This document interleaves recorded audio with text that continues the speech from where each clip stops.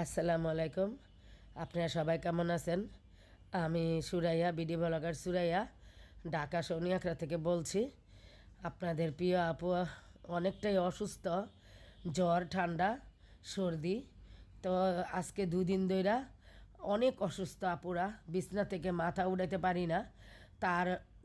তার দুদিন আগে আমার শরীরের হিমোগ্রিন কমে গেছিল। তো হিমোগ্লিন মানে রক্তের পয়েন্টটা প্রচুর কমে গেছিল। আবার এর পরেই মানে জ্বর, ঠান্ডা আর নাকদা পানি পড়তো। তো এখন আজকে বয়স দিচ্ছি, কিন্তু খুব কষ্ট হচ্ছে। আর এগুলি আপনার ভাইয়া এনেছে জালি, দেশি জালি পেঁপে, মানে ওই যে সবজিগুলি এনেছে আপনার ভাইয়া, ভাজি খেতে, তরকারি খেতে পছন্দ করে। আর এই যে এইভাবে সিদ্ধ করে খেতে পছন্দ করে। আর এই সিদ্ধ খাওয়াটা, যাদের পাইলসের রোগ আছে আপুরা, যাদের পাইলসের রোগ আছে, টয়লেট নরম হওয়ার জন্য এইভাবে শুধু হালকা লবণ আর হলুদ দিয়ে এইভাবে পেঁপে সিদ্ধ করে খাবেন, বা আলুর মতন ভর্তা বানিয়ে খাবেন, এই পেঁপের তরকারি খাবেন। এটা পাইলসের রোগ যাদের অনেক অনেক উপকার হয়। তো হাতে মাখিয়ে মুরগির মাংস পেঁপে দিয়ে রান্না করে নিয়েছি, এটা 2 দিন আগে। আর আমার ভিডিও তো 2-3 দিন একসাথে জমিয়ে আপনার সাথে আপলোড করি, শেয়ার করি। দেখুন, আমার কথা বলতেই কিন্তু কষ্ট হচ্ছে, কিন্তু বলবেন যে আবার এত যেহেতু অসুস্থ আবার ভিডিও কেন দিচ্ছেন। আমার ভিডিও অনেক দিন হয়ে গেছে। আমি আমার ছোট মেয়ে মিমকে দিয়ে বয়স দিয়েছিলাম, তখন কিন্তু আমার হিমোগ্লিনের সমস্যা ছিল, মানে ব্লাডের সমস্যা ছিল। তো আমার মেয়েকে দিয়ে আমি বয়স দিয়েছিলাম। তারপরে আমি 2-3টা লাইভ করেছি, মানে 3-4 দিন লাইভ করেছি। তো আসলে লাইভে তো মানুষ হয় না, 40 মিনিট 30 মিনিট কার এত টাকা পড়েছে লাইক দিয়ে এত বড় মানে লাইভ দেখবে। তো অসুস্থ আজকে 5 দিন হয়ে গেছে, অসুস্থ নিয়েই আমি কিন্তু আজকে বয়সটা দিচ্ছি। আপুরা সুন্দর মনে ক্ষমা দৃষ্টিতে লাইক দিয়ে ফুল ওয়াচ করে আমার ভিডিওটা দেখবেন।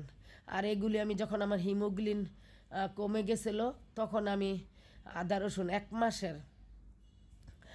মাসের আদা রসুন আমি নিজেই করি, আমি হেল্পিং দিয়ে করাই না, কারণ আমার পছন্দ হয় না হেল্পিং দিয়ে আদা রসুন কোটা বা পরিষ্কার করা।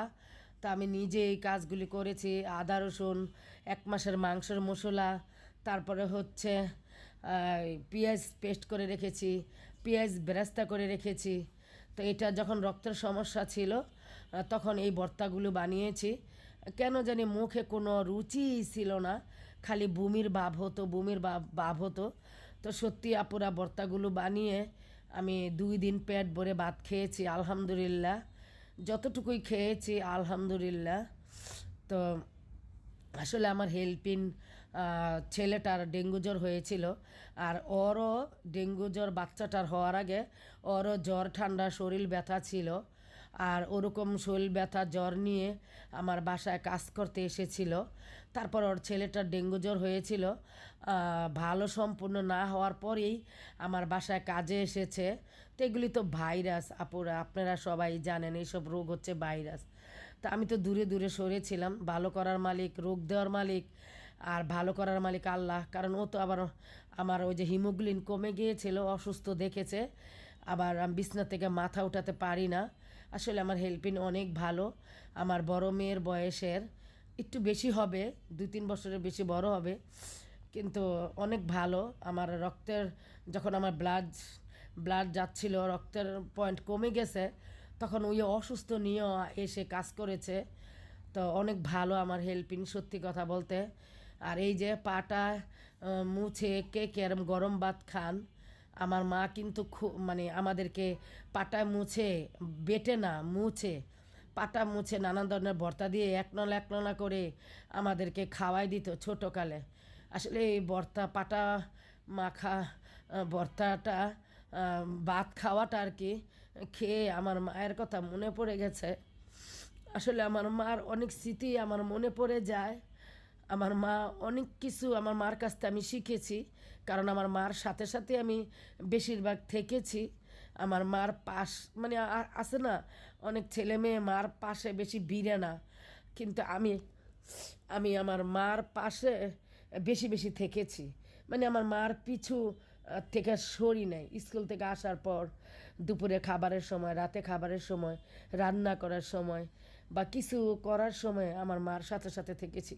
আর এগুলি রক্তশূন্যতার সময় আপুর আমি এগুলি মাসের প্রথম দিয়ে করে ফেলেছি। আপনার ভাইয়া কুমিল্লা যাওয়ার সময় আমাকে আদা রসুন প্রতি মাসে আদা রসুন মাংসের মশলা জিরা ফাঁকি সব কিছু আমি যাতে করতে পারি দিয়ে গেছিলো। আর এটা রক্তশূন্যতার সময় আমি সবসময় আনারটা খাই। আর হচ্ছে লাল আঙ্গুর আর ডাবের পানি আর ড্রাগন ফল খাই।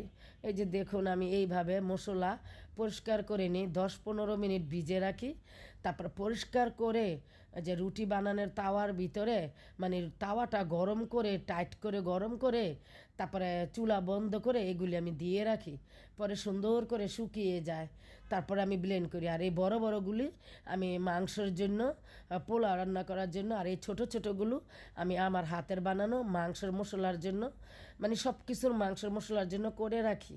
এইভাবে আমি করে রাখি, ধুয়ে পরিষ্কার করে এই যে টেলে নিচ্ছি। এগুলি কিন্তু আমি অসুস্থ নিয়ে আপোড়া করেছি। তখন আমি ভিডিও ছাড়ি নাই, আমি লাইভ করেছি আর আমার মেয়েরে দিয়ে আমি মানে ভয়েস দিয়েছি।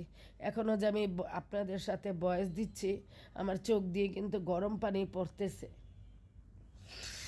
কারণ মানে চোখ দিয়ে আপনি চাই গরম পানি। এই যে দেখুন আমার ব্লেন্ড করা হয়ে গেছে আর কি সুন্দর একদম মিহিন হয়ে গেছে।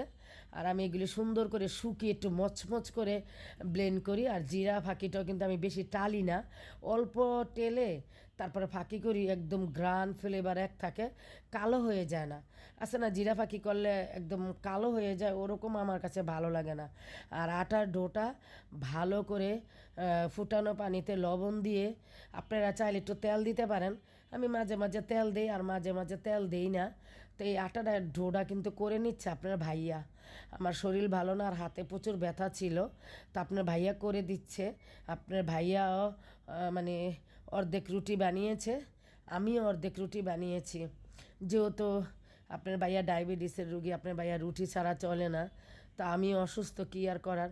আর হেল্পিনও তখন আসে নাই, যখন আমি বানিয়েছি রুটি তখন হেল্পিন আসে নাই, ওর অসুস্থ ছিল, ছেলের ডেঙ্গু জ্বর হয়েছিল। আর এই যে এইভাবে আপুরা যাদের হাতের তালুতে ব্যথা, যাদের হাতের তালুতে ব্যথা, ওই বেলুনটার ভিতরে একটু তেল লাগিয়ে নেবেন, হালকা একটু তেল লাগিয়ে নেবেন। আমি তেল লাগানো ভুলে গেছি, আপনারা একটু বেলুনের মধ্যে একটু তেল লাগিয়ে নেবেন, তাহলে লেগে যাবে না। যেটা আমি ভুলে গেছি, আর যেটা ভুলে গেছি সেটা আপনাদেরকে বলে দিলাম। এইভাবে করলে কিন্তু খুবই খুবই উপকার হয় যাদের হাতের তালুতে বা হাতের কবজায় ব্যথা না, তাদের জন্য। আমি এরকম করে অনেক মানে এইভাবে রুটি বেলে আমি অনেক উপকার পেয়েছি, তাই আপনাদের সাথেও শেয়ার করলাম। আর এটা কিন্তু আপুরা কোরবানিদের দিন আমি কোরবানিদের দিন প্রথম মাংস রান্না করেছিলাম। আর এই যে উজুরিটা মানে বট, গরুর বট আর কি। সবাই সুন্দর মনে ক্ষমা দৃষ্টিতে দেখবেন। আমার ভিডিওটি একটু কথা বলতে ডিস্টার্ব হচ্ছে আর কণ্ঠ মানে বাজে আসতেছে।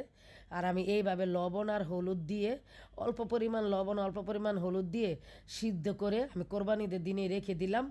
পরে আমি এটা রান্না করেছি, এই যে প্রায় 3-4 দিন আগে রান্না করেছি, আমার মানে ছেলেকে দিব বিদেশ।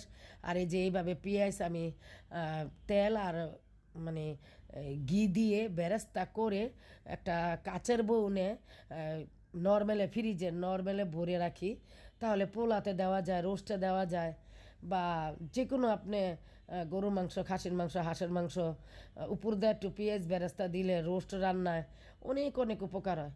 আর আমি তো পেঁয়াজ বেরেস্তা, পেঁয়াজ পেস্ট করা এগুলি সবসময় ফ্রিজে নর্মালে ডিপে রাখি।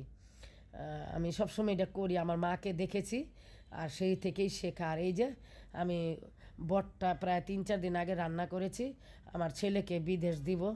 আর এটা হচ্ছে বৃষ্টি হয়েছিল 2-3 দিন আগে, তো পরশু দিন আর কি বৃষ্টি হয়েছিল। তো এটা বিকালে সন্ধ্যার আগ মুহূর্ত চা খেয়ে নিচ্ছি। আমার তো জানেনই বরাবর চা পছন্দ, আর বারিন্দায় গিয়ে চা খাওয়া বেশি ভালো লাগে বসে বসে। আর এই যে বৃষ্টি হচ্ছে আর আমি চা খেয়ে নিচ্ছি, আলহামদুলিল্লাহ।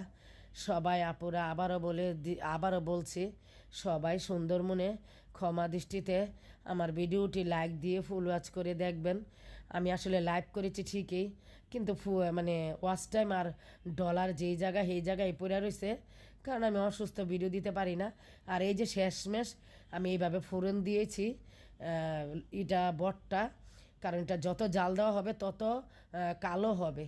তো ওরা তো একটু একটু করে মানে জাল দিয়ে খাবে, ওদেরকে বক্সে করে আমি ডিপে রেখে দিয়েছি। একটা লোক যাবে 25 তারিখ 26 তারিখ এরকম তারিখে, ওই লোকের সাথে আমি দিয়ে দিব। আরও কিছু কিছু রেখেছি রান্না করে, কোরবানির মাংস, নেহারি, মানে একটু একটু আর কি, বোঝেন না, মায়ের মন সন্তানদেরকে দিতে পারলে মায়ের মন কত শান্তি লাগে। আমার তো শান্তি লাগে। আপনার ভাইয়া 19 বছর বিদেশ থাকার সময় আপনার ভাইয়াকেও দিয়েছি। তো সবাই ভালো থাকবেন, সুস্থ থাকবেন। আবার আমার জন্য বেশি বেশি করে আপুরা দোয়া করবেন, আমি যে তাড়াতাড়ি সুস্থ হয়ে যাই। নেক্সট ভিডিও নিয়ে আবার হাজির হয়ে যাবো। আসসালামু আলাইকুম।